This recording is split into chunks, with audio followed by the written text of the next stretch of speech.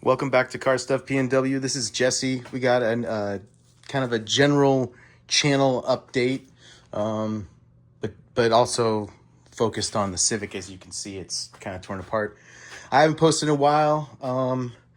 I did some traveling and hanging out with the family, and I ended up replacing the wheel bearings, hubs, and rear brake shoes and drums on my daughter's Forester. I started filming it, but I just wanted to get it done, so I just didn't finish. And so that's part of the reason why I haven't posted. It also ended up blowing a coolant line for the transmission and dumping a bunch of fluid. I got that fixed, replaced the hose, replaced the fluid, and it seems to be driving good, so hopefully that's good to go. The Pilot, it ended up having transmission issues around the 4th of July, and we actually got a deal from Honda. We were able to get rid of the Pilot, and we ended up getting a CRV. So no more Pilot. No more Pilot for the channel, but whatever. It's all good. Hopefully the one video I put out is helpful for people. And so I haven't really been able to work on the Civic. As you can see, I've started, but I've just been distracted by other cars and their problems. And so I've been having issues with this thing starting. That's why I put extra wiring in here and a big dumb button on the dash in order to get it started. And it eventually, it just didn't work very well. I kept having to like pop it off and pull the wires and connect them to get it to start. So it ended up being, I'm pretty sure, I tested it, there is a relay up in here. I don't know, it's kind of hard to see without light. It's the starter clutch relay. It's up in there. You can pull off those parts of the dash and disconnect the cable and then plug the new one in and just leave it hanging. I saw that in a forum, and so I am passing on the information. I don't know what I did with the old one, but it's just a relay. So I replaced that. I tested it. I tried to start it 3 times. It worked. Hopefully that's it. And then it's also been running rich sometimes. And I haven't replaced the spark plugs or the air filter since I first turboed this thing back in, I think, 2021. It was the end of 2021. So it's been like 3.5 years. So I got some new spark plugs. I run, where are they? BKR 7Es, NGKs. I don't care what you say. You only run NGKs on your Hondas. They just don't work well on the Bosches, I found. So I use these ones. These are they're one thing cooler on the as far as like, their spark rating or whatever. I think these are supposed to take 6s, and I've got 7s. And I just use these copper V-Powers because they work. I'll check the gap on these, make sure they match what they're supposed to be. I've got the service manual pulled up over there. I'll take a look. So yeah, I'm just replacing that stuff.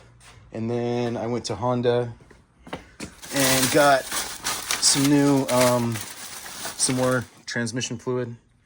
And I got gaskets that I need. I actually got enough to do the MG as well. Shout out to Garrett at Honda if he's watching. Yeah, right.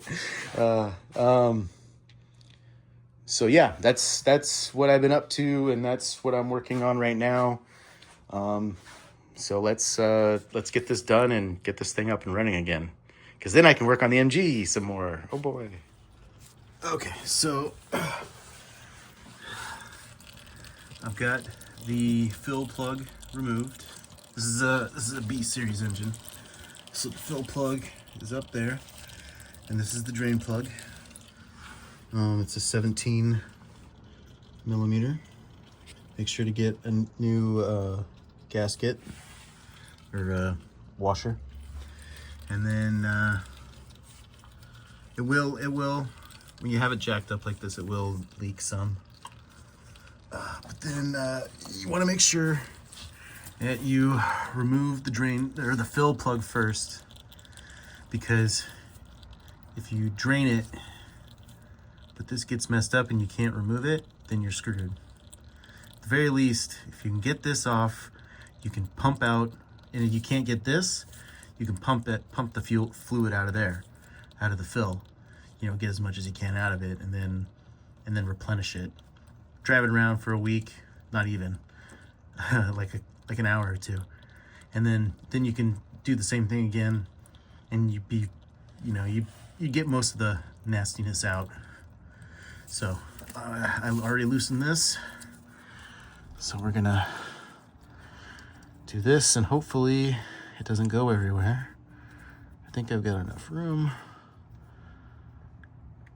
All right. Okay. And it's dirty, but it's not crazy. It's a nice amber color, but it's not black and full of dirt. So yeah, so now I'm gonna let that drain. I'm thinking I might remove the jack stand over there and let the car down so it'll tip, and maybe I can get some more fluid out of it. I don't know. It's awfully low to the bottom of the case, and I have a feeling most of it's gonna get removed, but maybe, we'll see. And then I also removed the the nipple for the old air filter. I had to get a new socket set in order to get the nipple part off. Oh, there it is. This thing right here. I just got this stuff at Home Depot. I think I just used like an RTV to seal it. And I'm pretty sure, yeah, I think I checked this. Pretty sure it's a 1/2 inch there. And then you just, you screw this thing in, you know, coop it up, screw this thing in, and then bolt this to it. This is a 3/4 inch, and then this was an 11/16, which is the one I didn't have. So I had to go to ye old Harbor Freight, $15, gotta love it. So I got a new air filter here. Oh, whoops, boop. That'll look better. And this, it's not the same color, but it was cheaper than the black one. So yeah, I'm gonna drill a hole there, and that's my vacuum source for the catch can, which the hose comes to there. And then I got the new spark plugs here. I checked the gap. I think they're like 33 millimeters, 33.033 inches. These two together. So is that 83 millimeters? 0.83 millimeters. And so that should be good.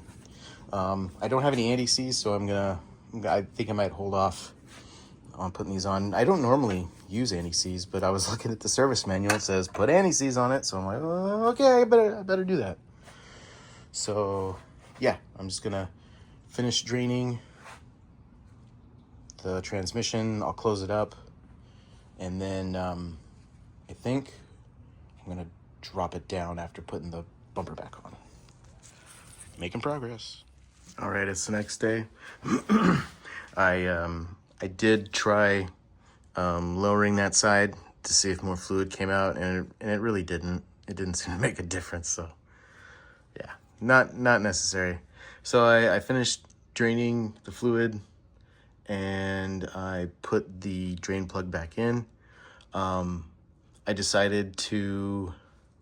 Oh, I was looking at the boost pipe over here, and noticing that this piece used to come out like the rest of it up there.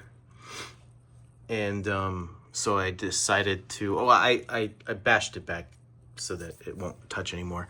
But I popped this out and took a, and it was hanging. And I noticed after a while there was a little puddle of oil there. And I remembered that back when I had the catch can, it had some attachments to the back of the block, and when I did that, it just pushed so much oil into this thing that it overflowed this and came into the turbo. And I fixed it so that it doesn't do that anymore, but I never cleaned it out or looked at it or anything since. And so obviously it's super gross in there. So yesterday I actually took this side apart all the way up to, all the pipes on this side of the intercooler, and I cleaned it all out. And now I'm starting to work on this side. And here's a little, video. You can see there's oil in the bottom of the intercooler. And I don't know if it's possible to see. Yeah. It's down there in the bottom there too. And on the inside of this. So yeah, I opened a little can of worms, and now I am cleaning out the boost pipes. I'm hoping that'll help with when it runs rich. I got the goop, the anti-seize goop. I don't know what I did with it. Oh, it's in my dumb pocket right here from ye old everything's ye old AutoZone, AutoZone. And so now I can put the new spark plugs in, and then once the boost pipes are done, I can put the bumper back on, drop it down, fill the transmission fluid, and get all that other stuff done. Let's get it done. Okay, I finished taking this apart and cleaning it. I put a piece of foam here because it's touching the metal, and you don't want that galvanic corrosion, not to mention just friction. I put the new spark plugs in. I put the fitting, or I drilled the hole for the fitting and put it in, and obviously attached the air filter. I also flushed the clutch line. It was super nasty and gross. That's cleaned. This was actually pretty gross, so I cleaned this out and refilled it. And then my bumper always sags. Part of it was because this little piece of metal here was actually broken, and so I broke out the welder and I welded it together. Doesn't look good, but who cares? And so I think I'm ready to put the bumper back on.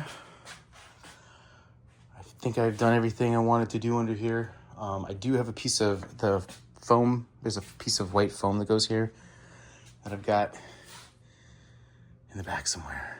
Oh yeah, there it is. It's right here. I don't think I can reach it right now, but I'll grab that.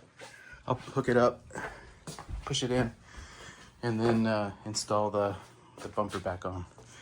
Then I can lower it and put transmission fluid in it. Here we go. I forgot to film an end to this. So I finished obviously putting the bumper on, put the transmission fluid in, put the lower dash area back together. I took it for a test drive a couple days ago. It was a little rough at first, but it eventually started driving great.